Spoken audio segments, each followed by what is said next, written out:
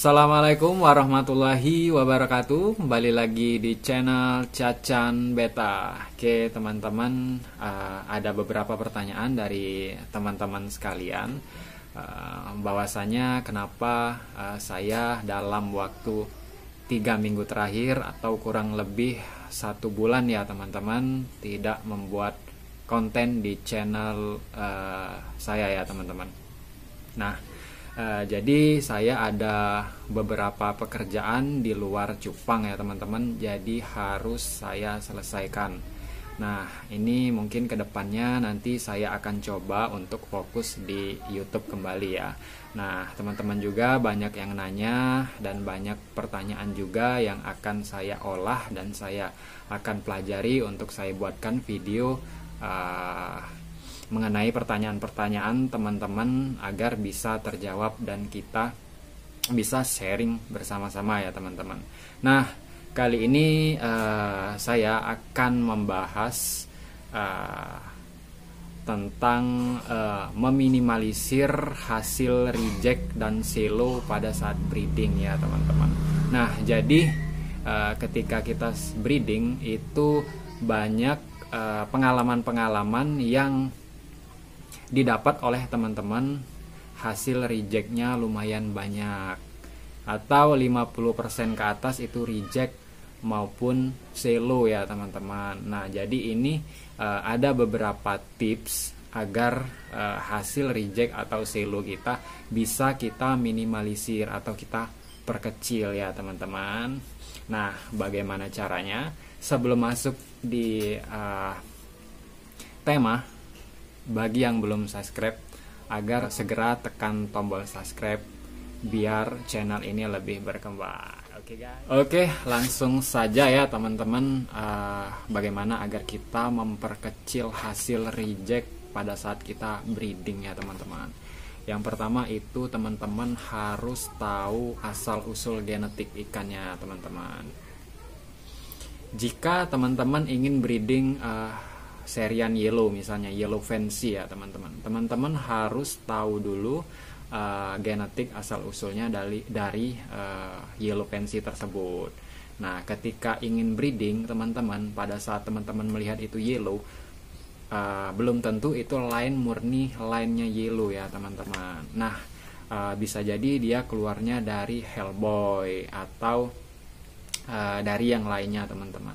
Nah jadi ketika teman-teman breeding itu misal teman-teman dapat indukannya itu dari teman atau membeli ya dari seller, itu harus mengetahui dulu asal usul lainnya teman-teman. Nah jadi kalau memang terbentuknya itu dari pure murni yellow fancy, dari atasnya itu yellow fancy, teman-teman bisa breeding itu dan insya Allah itu hasilnya baik ya teman-teman.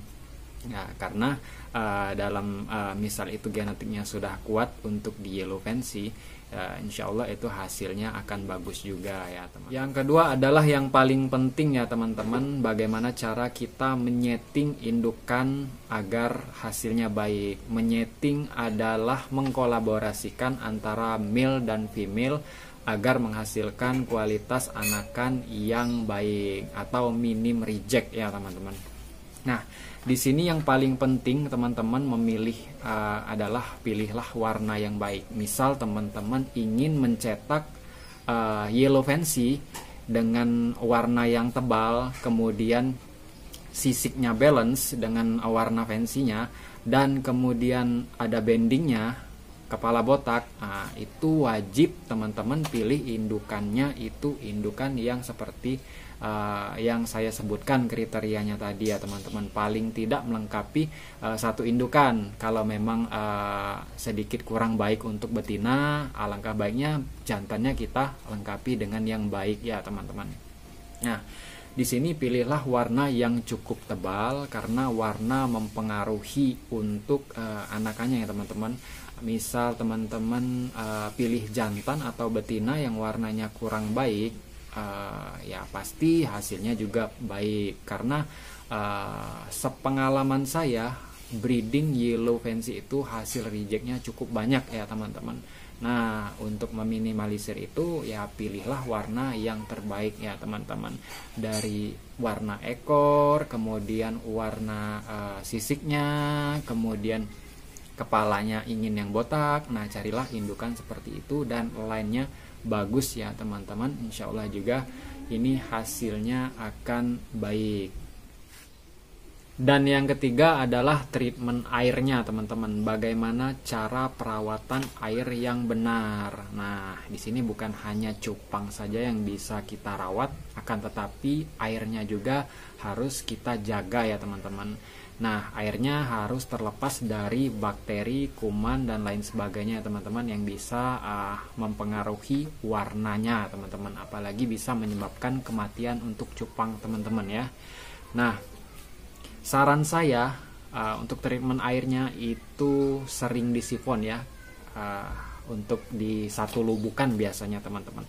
Nah, satu lubukan itu biasanya kotorannya mengendap di bawah, itu teman-teman bisa langsung sifon atau kuras total. Biasanya kalau untuk dikuras total itu makan waktu yang cukup lama ya teman-teman, agak susah kalau untuk burayak. Jadi saran saya itu harus rutin sifon untuk menjaga airnya tetap baik ya teman-teman, agar tidak mempengaruhi untuk warna dan lain sebagainya. Dan selanjutnya yang keempat, teman-teman harus memberi pakan secara alami. Jadi di sini pakan secara alami adalah pakan yang kita ambil langsung dari alam ya teman-teman. Itu seperti jentik atau kutu air. Saran saya adalah berilah ikan cupang teman-teman itu burayaknya dengan kutu air. Kenapa dengan kutu air? Karena kutu air mempercepat untuk mutasi warna dan biar warnanya juga cepat naik ya teman-teman. Kutu air sangat baik untuk pertumbuhan burayak ikan cupang teman-teman. Nah, jangan sampai teman-teman kasih secara terus-menerus itu pakan buatan atau pelet. Boleh sekali-sekali atau pakan tambahan. Peletnya juga pelet yang berkualitas ya teman-teman. Jangan pelet yang biasa. Nanti takutnya terjadi bias di cupangnya teman-teman, warnanya jadi memudar. Nah, pilihlah pakan yang terbaik ya teman-teman, harus dijaga juga untuk makannya. Dan yang terakhir teman-teman harus yakin ya, yakinlah dengan hasil teman-teman dan yakinlah dengan proses yang teman-teman sudah jalani.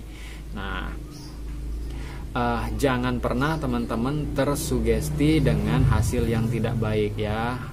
Berpikirlah positif untuk hasil yang baik. Insya Allah hasilnya akan baik juga. Memang breeding cupang ini cukup lumayan melelahkan teman-teman.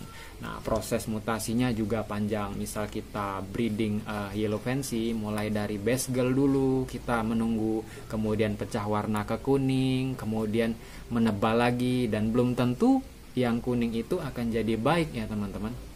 Belum tentu, bisa jadi dia akan pias dan memudar, bisa jadi juga jadi selo ya teman-teman. Nah, tapi teman-teman sudah menjalani runtutan yang saya sebutkan tadi, memilih line, mengkolaborasikan indukannya yang tepat, kemudian pemberian pakannya pakan secara alami ya teman-teman, dan kemudian airnya juga teman-teman jaga, teman-teman kasih ketapang, dan insya Allah mungkin hasilnya akan baik juga ya teman-teman.